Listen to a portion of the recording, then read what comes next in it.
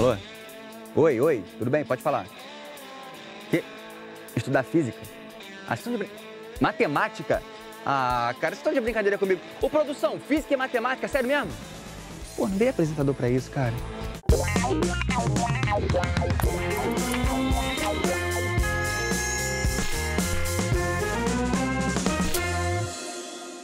E eu que achei que nunca mais ia falar de matemática, física, valor de X, fórmula de Bhaskara ou mecânica de Newton. Me surpreendi com esses dois, hein?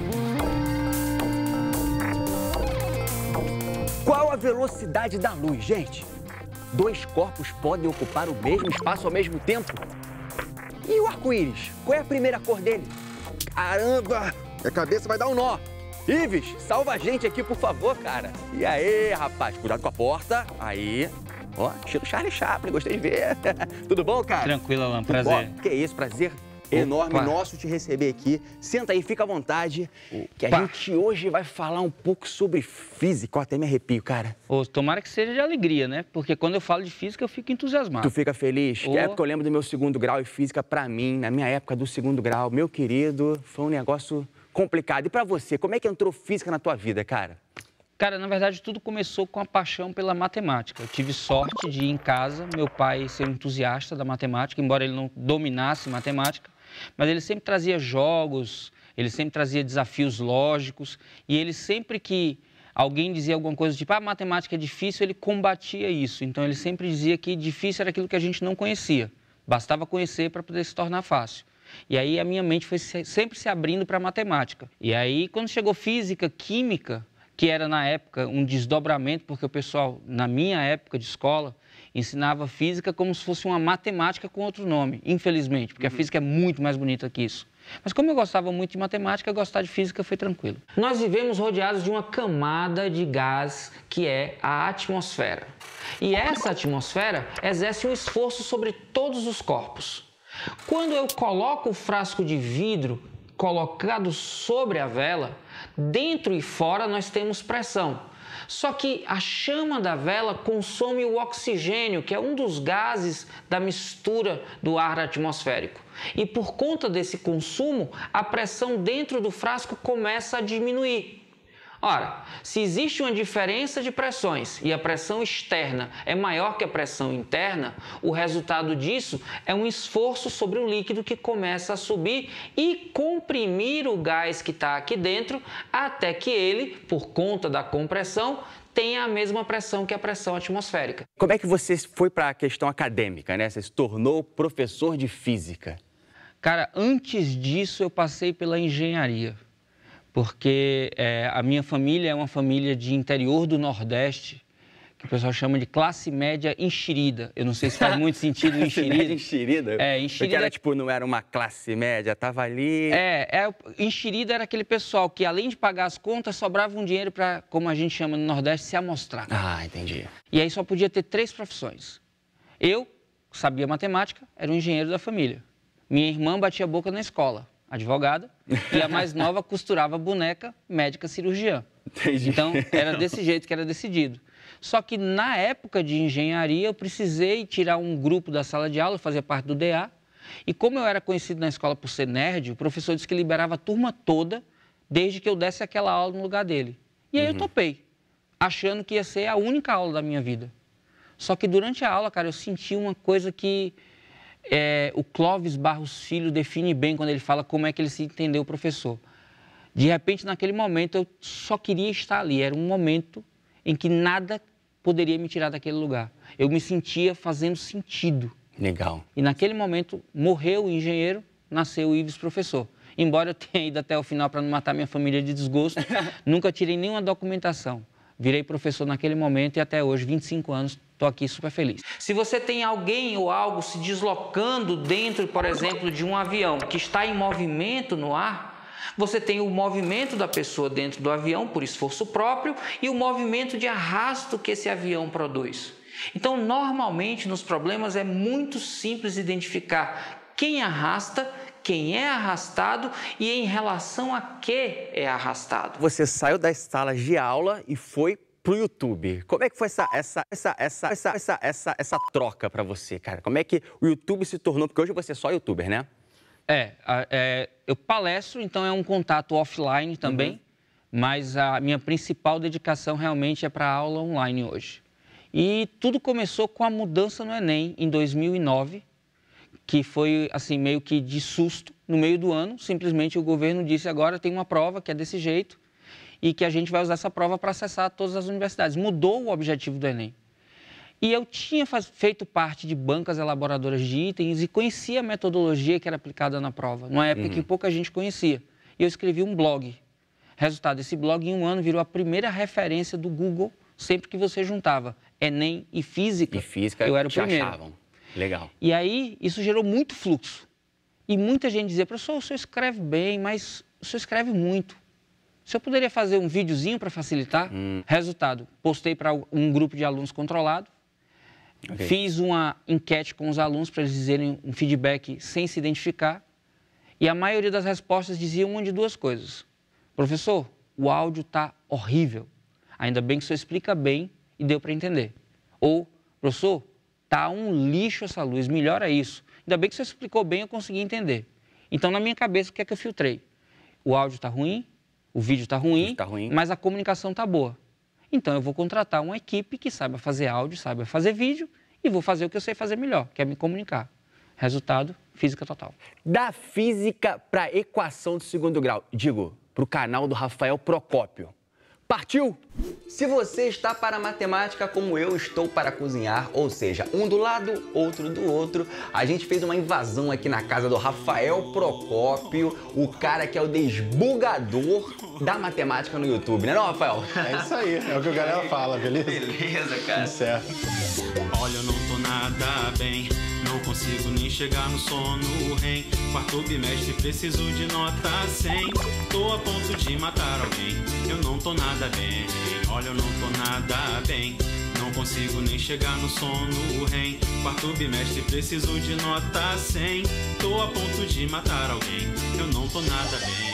Agora eu vou esperar, por favor, que você monte a sua estrutura aqui, né, de gravação. Eu tenho certeza que tem muita coisa, iluminação, áudio, tudo mais. Eu vou te dar uma meia horinha, vou ali beber uma água, enquanto você monta a estrutura aí. Beleza, vou montar aqui rapidinho. Arma aí pro pessoal. Pessoal, já volto, coisa rápida. Pronto aqui, ó, tá pronto já. O quê? Tá pronta a minha estrutura, é essa. Eu coloco aqui meu celular e acabou. E já grava? É assim? Já grava, é só apertar um botão agora aqui e pronto. Mas é tudo... Caramba, Só cara. isso. Caramba. Pra você ver, pra ter 1 milhão de inscritos no YouTube, 1,5 milhão no Facebook, eu só preciso disso. O celular apontado. Aí você bota aqui em cima, Pronto. né? Tá. Acabou. Só agora a gente resolver aí. Vamos tentar resolver um probleminha de matemática? Vamos tentar não, vamos resolver, porque Pois eu é. vim aqui, eu não vim pra brincar. Essa divisão aqui, você vem baixa o 20, né, que é pra dividir.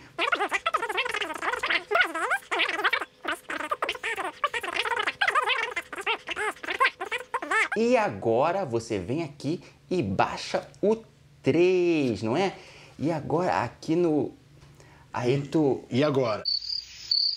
Normal, Alan. A galera, nesse caso, fica bugada. E para resolver esse problema aí que a galera buga, é o seguinte, pessoal. Ó, eu trouxe para vocês aqui uma divisão, é a mesma divisão, só que agora com a tabuada do 9. Repara uma coisa comigo, ó, o Alan fez certinho.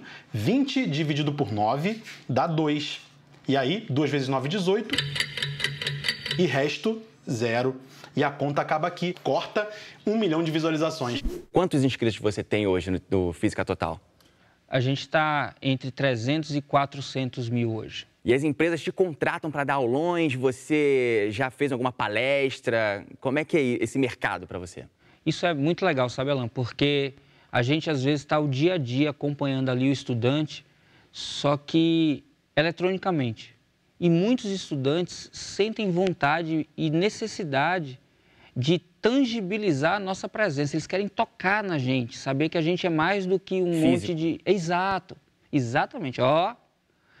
E aí, para você ter uma ideia, a gente tem muita procura e nos contratos, quando a gente faz o contrato do aulão, tem um tempo de fala e um tempo de selfie no contrato. O cara é teu fã também, né? Porque, não, quando a empresa contrata, ela diz, olha, 1h30 de fala e 1 hora de selfie.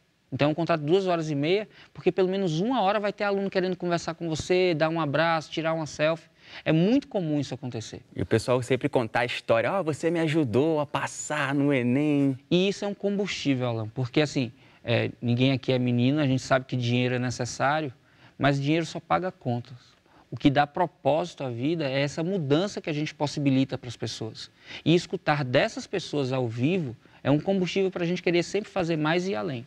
Você já recebeu algum comentário assim, você pensou, caramba, esse cara é sem noção, como é que ele tá falando isso? Cara, eu recebo diariamente alguns comentários sem noção. Muitos são muito legais, a galera botando depoimento, falando que, pô, curtem o trabalho, que o trabalho ajudou, que fez ela conseguir passar na universidade. Eu recebi uma vez de um índio da Amazônia. Caramba, um cara que queria meu parente. Pois é. Parente de todos os brasileiros, né? Os primeiros brasileiros. E ele queria fazer engenharia, só que na tribo onde ele morava não tinha escola, nada disso. Então ele tinha que pegar um barco, navegar 3 horas pelo Rio Amazonas e ir para Manaus. Uma vez por semana ele fazia isso.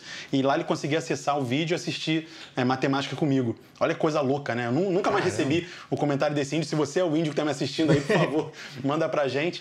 E, pô, esse comentário foi muito icônico, assim, né? Porque mostra que, ao mesmo tempo que você consegue dar aula pro filho do Pedro Bial, e não é zoação, eu encontrei uma vez... Conta essa história. Essa história é boa. Eu encontrei uma vez o Pedro Bial num avião, saindo de São Paulo. Eu entrei no avião, tava o Pedro Bial sentado na primeira cadeira. Caraca, Pedro Bial, ele olhou pra mim, Rafael Procópio. Eu falei... Você está no corredão. Como assim o Pedro Bial sabe meu nome, né? Como assim? Ele falou meu nome. Aí eu, caraca, aí ele, pô, meu filho estuda com você.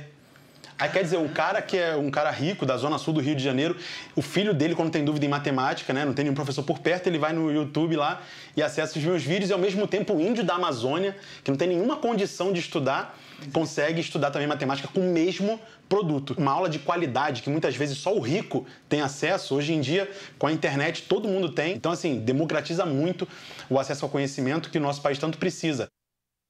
Ei, caramba, travou, pera aí.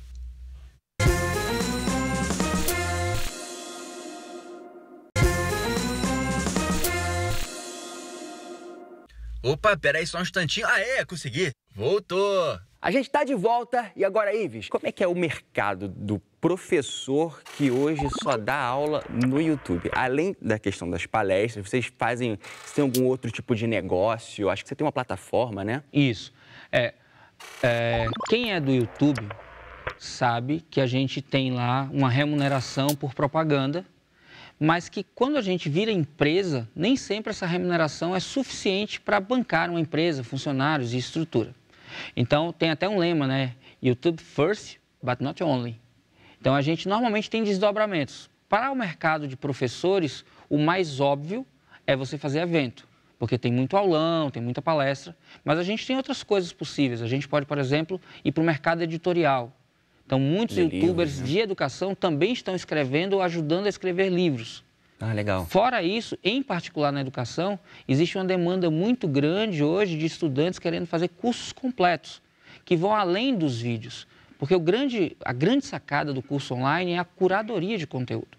Você contrata o Física Total e toda semana eu digo o que você deve estudar, mando o material de apoio, você assiste aos vídeos e eu tenho uma estrutura inteira para tirar dúvida 24 horas por dia. Eu não quero ser um meme do Enem. Por favor, minha Nossa Senhora do YouTube, me atenda. Por favor, me atenda. Você tem professores já de física que tiram as dúvidas, tipo um disque física, assim, mais ou menos. É mais ou menos isso. O cara está aqui estudando, sentiu uma dúvida, aí ele vai lá e taca o dedo no e-mail, isso acende um flag, alguém vai lá, lê o flag, pá, e devolve para poder não acumular essas dúvidas. Essa é a grande sacada do mercado de plataformas online. A gente trabalha em massa, mas a gente consegue também dar atendimentos particularizados por conta dessa estrutura que a gente monta para apoio. E uma das dúvidas, com certeza, que o pessoal em casa tem, quais são as dificuldades de se fazer um programa sobre educação, ainda mais sobre matemática, né? Pois é, já começa do nome, né? Matemática, porque não boa temática. Eu acho que a maior dificuldade que as pessoas têm com matemática, primordialmente, é a matemática básica. Então você imagina, por exemplo, que você está estudando lá o Teorema de Pitágoras. A soma dos quadrados dos catetos é igual ao quadrado da hipotenusa. Você mexe com monômio, polinômio, né? Potência. E tudo isso é matemática mais básica. Isso é o básico? Não é o Teorema de Pitágoras, mas sim a potência. Era 1 mais 1, cara. Começa daí, mas esse é o começo. Mas se o cara não aprender potência, não aprender multiplicação, não aprender como ele adiciona ali os números, ele vai ter muita dificuldade com o Teorema de Pitágoras. Aí ele fala assim, mas eu não sei o Teorema de Pitágoras. Quando não. A dificuldade dele é mais básica do que isso. Então você conseguir fazer com que a pessoa tenha a humildade de voltar lá atrás, estudar aquela matemática mais básica. Essa é a parte mais complicada aí de produzir o conteúdo de matemática para a internet.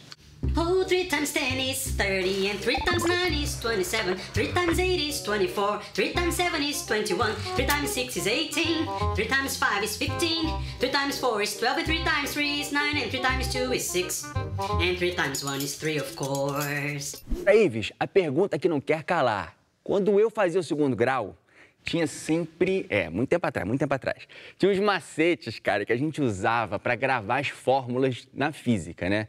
No teu canal, você usa isso, o tal do sorvetão? Sempre tinha esses macetinhos, né? Você usa isso no seu canal? Deixa eu perguntar para você, Alan.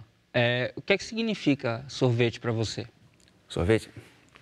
Pô, agora tu me pegou, cara, que eu não lembro, não. Não lembro, Pois é. Não lembro mais nada. Esse é que é o grande problema, entendeu? Eu entendo que na época que você fez escola, eu também, a maioria dos problemas eram assim.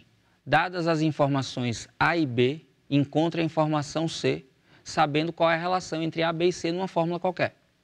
Ponto. E aí, nesse contexto, se a pessoa soubesse que C era igual a A sobre B, independente de ela saber o que era A e o que era B, desde que ela lembrasse que C era A sobre B, para ela ia funcionar. E aí ela ia tirar a nota e ia se livrar desse problema. Hoje em dia não faz mais sentido que a pessoa simplesmente memorize uma sequência de letras se ela não tiver compreensão do significado por trás. Porque, muito felizmente, os vestibulares e o Enem, hoje em dia, têm uma preocupação muito mais com o contexto, com a aplicação dentro desse contexto e a compreensão dos fenômenos.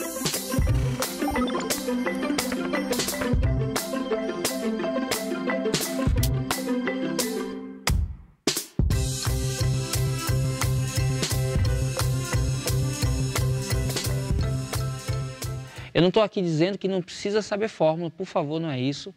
Sim, faz parte da inteligência ter repertório, ter memória, mas é muito interessante que você use isso como base para ressignificar o que você entendeu, o que você aprendeu. Não simplesmente ficar fazendo um jogral de fórmulas.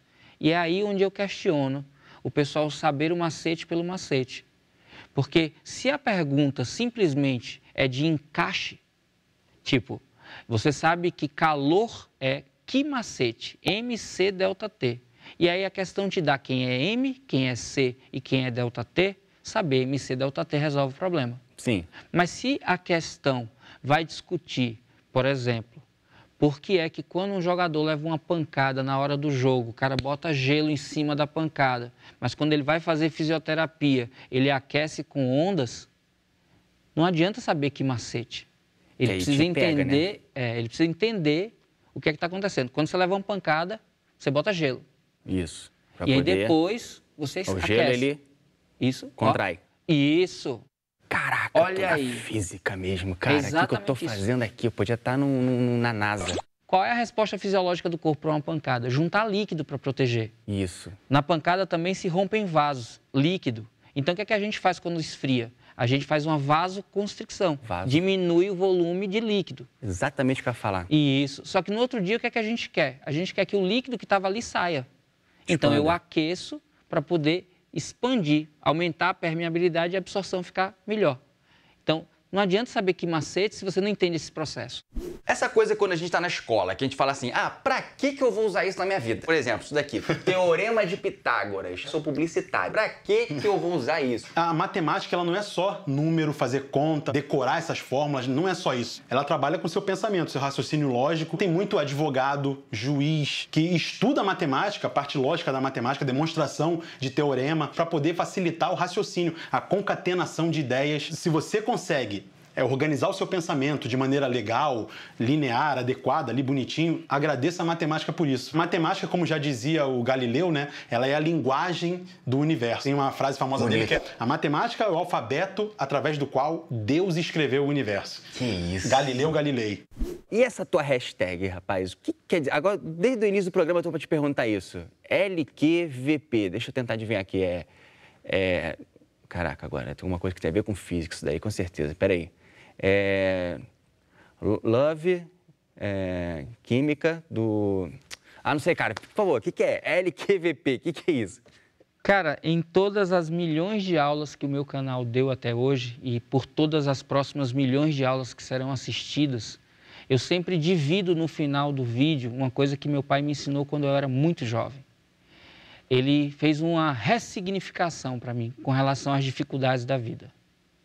Sempre que você tem um projeto que realmente é válido, a vida vai te dar pancada para testar se você realmente é merecedor disso. Então vão jogar pedra, vão botar dificuldade, vão dizer que não é para você.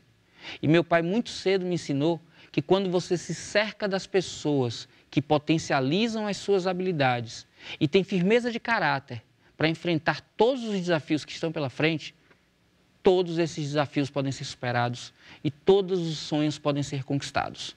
LQVP. Lembre que você pode. Então é uma coisa que o seu pai passou pra você, né? Isso. Legal. Isso com certeza te ajudou muito no teu canal, porque como a gente tava falando, a questão dos haters e tal, a galera batendo às vezes e tal, e aí você sempre pegou isso como um incentivo, né? Em vez de te jogar pra baixo, te colocou pra cima pra você melhorar, né? Em todos os projetos que eu me envolvo, qualquer deles, sempre que alguém tenta pôr terra, jogar pedra, pra minha cabeça vem aquilo que meu pai disse: quanto mais importante é o que você faz, mais gente vai se opor a isso. Então, lembre que você pode, lembre que você pode. E aí joga pedra, eu construo escada, joga em terra, eu afasto, porque na minha cabeça, lembre que você pode. Eu sempre tenho isso na minha cabeça. E eu quero que tenham também meus estudantes. O Rafael, gente, para quem não sabe, ele já produz o conteúdo há muito tempo, né? Como foi falado aqui, ele foi chamado para ser o embaixador do YouTube Edu. Né? O que seria esse YouTube Edu? É uma plataforma de educação dentro do próprio YouTube. Você acessa pelo link, né? youtube.com/educação. E aí lá eles têm um trabalho de curadoria. Então não importa a maneira como o professor leciona, ele pode lecionar com música, contando piada, dando uma aula tradicional, não importa. O que importa é o conteúdo estar correto. Então ele passa por uma curadoria, outros professores vão analisar. Se tiver tudo correto, o cara entra no YouTube Edu lá e faz parte junto com a gente. Eu sou um dos embaixadores, então a minha função, entre outras, né, é tentar motivar as pessoas a criarem conteúdos educacionais para a internet, que o Brasil, nosso país, é tão carente de educação, né, de qualidade, e quanto mais pessoas produzirem esse tipo de conteúdo, melhor para a sociedade. E como embaixador do YouTube Edu, com certeza o Rafael já viajou para muitos lugares do Brasil e do mundo, né, Rafael? Do mundo também.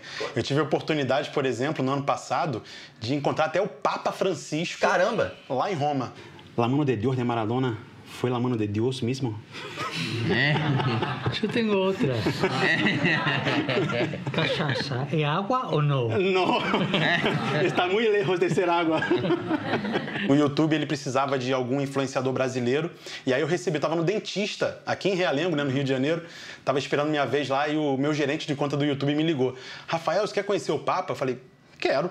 Ah, então beleza. Peraí, rapidinho, só um instante. Você tem um gerente de conta, como é que é isso? Explica pra gente. É alguém que toma conta da sua conta no YouTube, é isso? Exato. Só o pessoal entender de que faz gerente de conta, como é que é isso? É uma empresa, a gente é patrocinado, É que quando o seu canal atinge um determinado ponto, assim, né, de destaque, o YouTube, ele seleciona um funcionário para poder cuidar dos assuntos e te convidar para algumas coisas que acontecem, né? Aí é esse cara que te chama para esse evento. Aí ele que me ligou e me convidou, né? Me escolheu para participar desse encontro com o Papa. Foram 12 youtubers do mundo inteiro. Legal. E apenas eu do Brasil. Então, e o único professor lá no encontro. Caramba. Foi sensacional. Foi para discutir, assim, sobre motivação para as pessoas, né? Enfim, falarmos sobre educação também. E eu falei com o Papa sobre exatamente o que uma pessoa que tem a minha história, mais ou menos, de sair da favela do Rio de Janeiro e conseguir um determinado sucesso na vida, o que ela tem que fazer para sair daquela inércia. Quando se vive em uma situação de pobreza, de limitação, hay una cosa muy fea que puede apoderarse de nosotros, que es la resignación. Naciste así, morís así. Y creo que ahí hay que luchar por la motivación. El trabajo es motivar. Ives, muito obrigado por você ter vindo aqui no programa. Obrigado cara. a você, Alan, pelo espaço. Agora eu tô gostando muito mais de matemática e de física, hein? Que bom, muito bom. Galera, hoje foi dia de ver física e matemática com outros olhos, graças ao Ives e o Rafael Procópio. O Viralizando vai ficando por aqui e você aí de casa sempre tem extra na nossa página. Não fica perdido. Vai lá nas nossas redes sociais, procura lá que nós vamos ter vários conteúdos fora aqui do programa, beleza? Então, pessoal, tchau! Até a próxima!